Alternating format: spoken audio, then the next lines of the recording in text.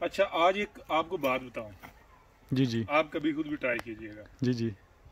आप नेचर की तरफ आए हाँ जी। और जैसे ये आपको दरख्त नजर आ रहा है। हाँ जी, हाँ, जरा ऊपर बहुत देखें, दरख्त बड़ा ऊपर दरख्त है जी। ठीक है। जी जी। आप इधर देखें जरा।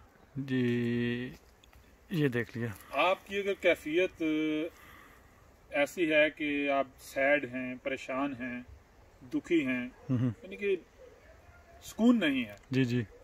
तो आप ऐसा करें कि ये दरख्त है, इसको इस तरह जफ्फी मार लें, जफ्फी डाल लें। आंखें बंद करके। हाँ,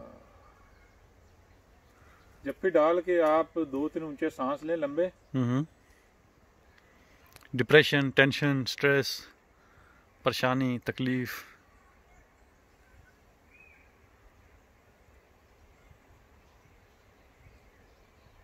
आपको इतना सुकून मिलेगा कि नाकाबिले बयान है। जी जी। ठीक है। और ये ध्यान में रखना है कि जो आपके दिल वाली साइड है वो इस पे ये यहाँ दरख्त के दरख्त साथ पे हो। ठीक है जी। इतना आपको सुकून मिलेगा कि आपकी जो स्ट्रेस वगैरह वो सारी रिलीज हो जाएगी। जी बिल्कुल। ठीक है।